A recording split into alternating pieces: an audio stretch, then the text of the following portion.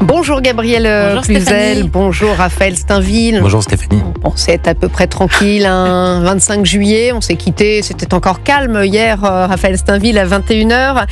Et il y a eu cette annonce soudain du président français Emmanuel Macron à 21h17, je crois, alors même que l'écrasante majorité des Français rejettent la reconnaissance de la Palestine. C'était un sondage très clair, IFOP, réalisé il y a un mois, alors même qu'on assiste à une explosion de l'antisémitisme en France, alors même qu'en juin dernier, Emmanuel Macron avait logiquement conditionné la reconnaissance de la Palestine à la libération des otages israéliens, toujours aux mains du Hamas, et à la démilitarisation du mouvement terroriste et à son exclusion de toute gouvernance. Eh bien non, il l'a fait. Emmanuel Macron va donc reconnaître la Palestine. Ce sera en septembre prochain aux Nations Unies. Alors, la question, la France est-elle toujours une alliée d'Israël, Raphaël Steinville ? Je pense qu'on entre dans une période de glaciation avec l'État hébreu. Effectivement, c'est une mauvaise chose que cette décision d'Emmanuel Macron de reconnaître unilatéralement l'État palestinien.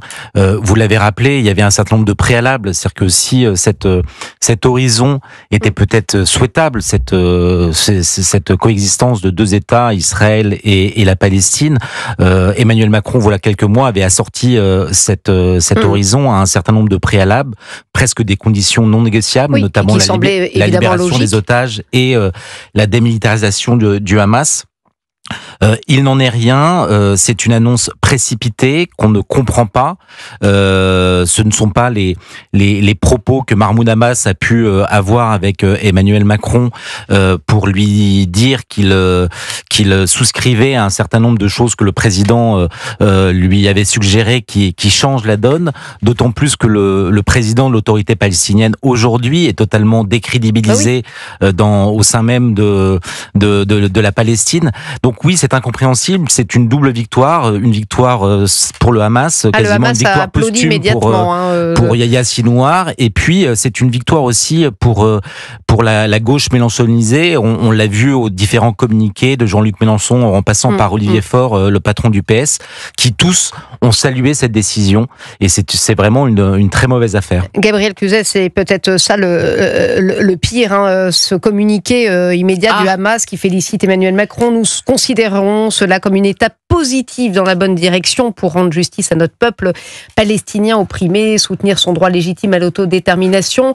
D'ailleurs, le Hamas, qui évidemment se laisse pousser des ailes dans cette affaire, qui veut qu'on aille encore plus loin, qui veut entraîner les autres nations européennes, celles qui n'ont pas encore reconnu l'État de Palestine, à suivre l'exemple de la France. Alors voilà Emmanuel Macron comme porte-drapeau palestinien sans l'accord en effet des Français et du Parlement. Il aurait peut-être pu se fendre, lui qui, vous vous souvenez, appelait à des référendums.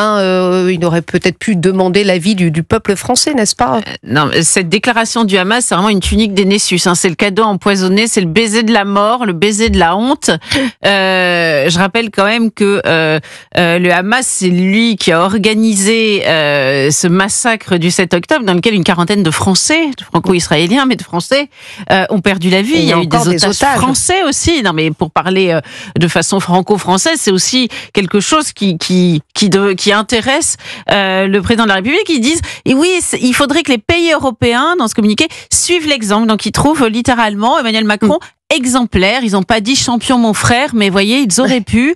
C'est quand même assez tragique. Alors, on sait que l'Espagne avait déjà reconnu, l'Espagne très à gauche de Pedro Sanchez avait reconnu l'État palestinien, mais l'Espagne, ce n'est pas la France. La France a un siège permanent au Conseil de sécurité des Nations Unies. Enfin, le symbole est évidemment tout autre. Alors, on peut se demander quand même quelle mouche l'a piqué, parce que c'est un message envoyé aux terroristes, il faut le dire. Parce qu'on sait très bien que cette reconnaissance est l'aboutissement et l'oméga d'un processus qui a commencé par un alpha qui est le 7 octobre. Donc, c'est une façon de dire aux terroristes, massacrer des Occidentaux, massacrer des Israéliens, des Français, vous serez récompensés. Un petit peu, certainement, qui a vu il a sorti les réactions. Nous sommes d'accord. Il a sorti les rames. Le Hamas a toujours refusé la solution à deux États. En reconnaissant la Palestine, la France donne tort à ce mouvement terroriste et elle donne raison au camp de la paix contre celui de la guerre. Alors c'est d'une naïveté absolue parce que Raphaël Steinville le soulignait. Là, on est en train de négocier avec l'autorité palestinienne, mais qui ne vaut plus rien, qui est totalement démonétarisé dans les territoires. D'ailleurs, un dernier sondage montre que même les Gazaouis, 87%, hein, c'est quand même écrasant comme majorité, jugent l'autorité palestinienne corrompue. Son retour est jugé impossible par tous ceux qui connaissent la région. Donc c'est vrai qu'on a du mal à comprendre ce qui se passe. Raphaël Steinville, il compte négocier avec qui? Parce que ça entraîne quand même des choses, la reconnaissance d'un État, même si c'est symbolique. Non, pour l'instant, honnêtement, on est vraiment dans le symbole. Et d'ailleurs, c'est même là où c'est presque incompréhensible, parce que c'est une décision qui ne produira absolument aucun effet. On sait que les États-Unis apposeront leur veto. Mais je pense que cette décision, malgré tout, c'est aussi une très mauvaise affaire pour les habitants de Gaza. C'est-à-dire qu'aujourd'hui, on se soucie peut-être trop peu de la manière dont les habitants de Gaza vivent cette situation extrêmement douloureuse pour eux. Ils sont pris en otage, notamment par le Hamas. Et d'une certaine manière, cette décision d'Emmanuel Macron de reconnaître l'État palestinien, donnant finalement raison au Hamas, est un très mauvais coup porté pour tous ceux qui, à Gaza, tentent de desserrer l'emprise que fait peser sur eux le Hamas sur l'ensemble de ces territoires de Gaza. Donc ceux qui pensent venir en aide au peuple palestinien, en réalité, ne font que donner davantage de pouvoir à ce mouvement terroriste qu'est le Hamas. On précise quand même que la France est le 148e État, en effet, à reconnaître la Palestine. Et c'est vrai que le mouvement terroriste, on le disait, espère bien que d'autres suivront. C'est aussi ça, vous dites, c'est symbolique, mais c'est vrai que ça peut créer des émules. Non, mais le symbole, c'est extrêmement important, surtout venant d'un pays comme la France. Vous avez raison, il y a beaucoup d'États qui ont reconnu, mais encore une fois, la France, c'est un symbole tout autre. Et puis, je voulais rajouter aussi que le Hamas, c'est quand même le cousin du Hezbollah qui a du sang de soldats français, du dracard sur les mains. Enfin, c'est quand même assez fou de voir une forme de complaisance. Non, mais moi, je pense quand même que ça nous en dit long sur le président de la République, peut-être plus long que tout ce que nous avons pu entendre ces dernières années. Alors, on peut se dire, oui, finalement, il a été piqué au vif par Bruno Retailleau. Il a voulu montrer que la Macronie, ça existait. Ah bah oui, c'est sûr, elle peut encore sortir des inepties.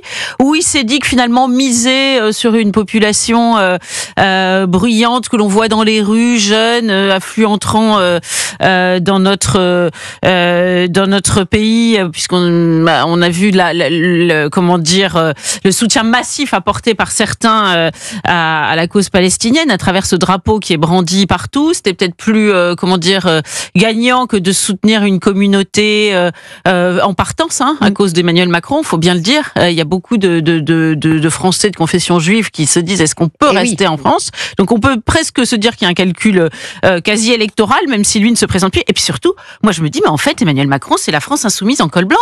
C'est pas parce qu'il est bien habillé et que il fait pas de faute de grammaire. Il y a eu des pressions en France et notamment en premier lieu par la France insoumise. Non, mais il faut quand même mettre en perspective aux demandes. Il a fait plaisir à la France insoumise, mais il y a eu d'autres sujets. Quand sur l'affaire Naël, il dit du policier, pardon, je fais un pas de côté, mais quand on met tout en perspective, c'est quand même assez effrayant. Il a dit du policier que c'était inexcusable et inexplicable. Il a fait comme la France insoumise quand il a dit qu'il n'y avait pas de culture française, comme l'extrême gauche, etc. Effectivement, s'il n'a pas choisi son c'est Thomas Porte bien rasé et les fautes de syntaxe en moins. Et d'ailleurs, il a eu en effet toutes les félicitations de Thomas Porte, de Manuel Bompard, de Jean-Luc Mélenchon ce matin. On va en parler dans quelques instants. On marque une pause. Et on continue de parler de cette annonce du président français qui a surpris hier cette reconnaissance unilatérale de la Palestine. Ce sera en septembre auprès des Nations Unies et quelques réactions qui continuent de tomber. Celle de l'ambassadeur américain en Israël. La France va offrir la Côte d'Azur aux Palestiniens. Et puis à l'instant, le chancelier allemand Merz qui annonce que l'Allemagne ne reconnaît pas d'État palestinien. Ils estiment en substance que le timing est mauvais, que la sécurité d'Israël est prioritaire. Telle est la raison. Et je voulais vous faire écouter David Lisnard. Il était notre invité ce matin sur Europe 1. Il parle d'idiots utiles des islamistes. Écoutez. Cet engagement fourvoie tout simplement la France. Qu'il y ait l'aspiration à un État palestinien, c'est plus que légitime. Qu'en revanche, aujourd'hui la France affirme reconnaître un État palestinien, quel État, quelle autorité légitime, de quoi on parle? La reconnaissance d'un État palestinien, c'est un processus.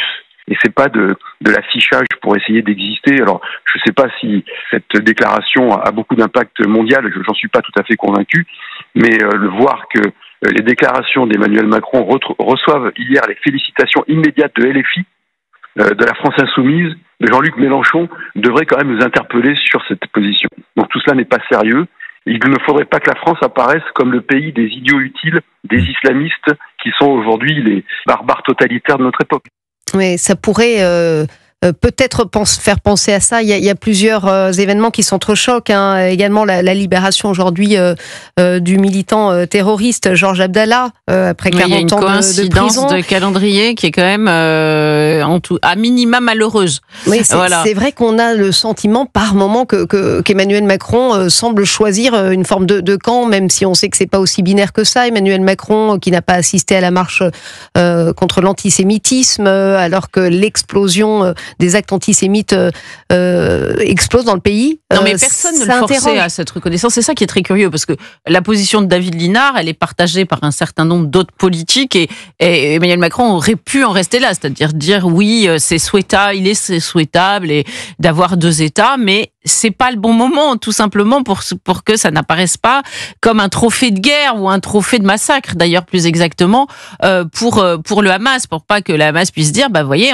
on a eu raison de faire ce qu'on a fait, parce que si on l'avait pas fait, vous n'auriez pas eu l'État palestinien. Donc on ne comprend pas très bien pourquoi il a sorti cela comme un lapin de son chapeau. Et moi, je suis quand même très troublée. J'ai encore une fois de ce rapprochement mais il avait en juin dernier. Oui, non, mais Raphaël Steinville. Non, mais il avait posé des conditions. Et Raphaël Steinville, il abandonne les otages. Il ne respecte pas ces conditions. Ça veut dire que il se respecte pas lui-même. C'est quand même assez ahurissant. Il a une mémoire de poisson rouge. Alors il a oublié ce qu'il avait dit. C'est vrai que dans la lettre, il dit un petit peu mollement, il faut immédiatement cesser le feu, il faut la libération des otages. Mais enfin, il l'érige pas en condition, Raphaël Steinville, manifestement. D'autant moins que la date est déjà prise. C'est-à-dire que au prochain sommet de l'ONU, cette reconnaissance sera effective par la France, peu importe que les otages soient toujours aux mains du Hamas, peu importe que le Hamas soit toujours aux commandes et militarisé dans la bande de Gaza. Donc on le voit, ces conditions, elles ont explosé, elles n'existent plus. Mais ce qui est fou dans cette affaire, c'est que non seulement cette décision est saluée par le Hamas, mais côté français, de LFI en passant par le PS, on assiste à une surenchère, c'est-à-dire que non content d'avoir déjà obtenu une première victoire en voyant le chef de l'État reconnaître l'État palestinien, aujourd'hui le PS et Jean-Luc Mélenchon dans un billet comme il sait les écrire sur son blog, demande toujours plus au chef de l'État. Il faut imposer des sanctions à Israël, en finir avec les livraisons d'armes à Israël. Bref, écoutez, finalement, quand on a satisfaction, on tente d'avoir encore plus. Mais bien sûr, mais ça montre en fait non seulement la faiblesse du président qui s'est mis entre les mains véritablement de Jean-Luc Mélenchon et de ses amis, une soumission également à la rue et aux banlieues islamisées. Ça a été dit et rappelé, le refus du président de marcher contre l'antisémitisme au lendemain du 7 octobre était un signe de faiblesse, avec son conseiller de l'ombre, son conseiller occulte, monsieur Bellatar, qui lui avait dit que ce serait une très mauvaise chose que de défiler dans la rue contre l'antisémitisme.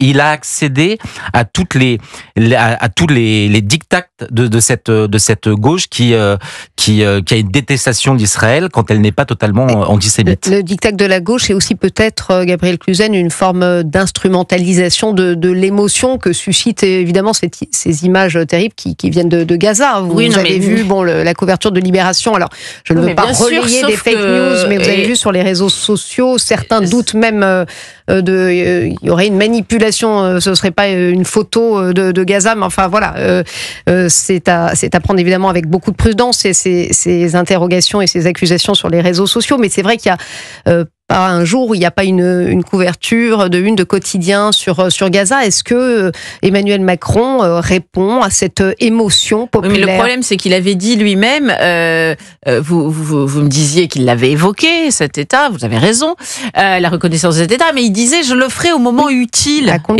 et pas sous le coup de l'émotion. Donc il fait rigoureusement l'inverse. Donc c'est tout à fait incompréhensible.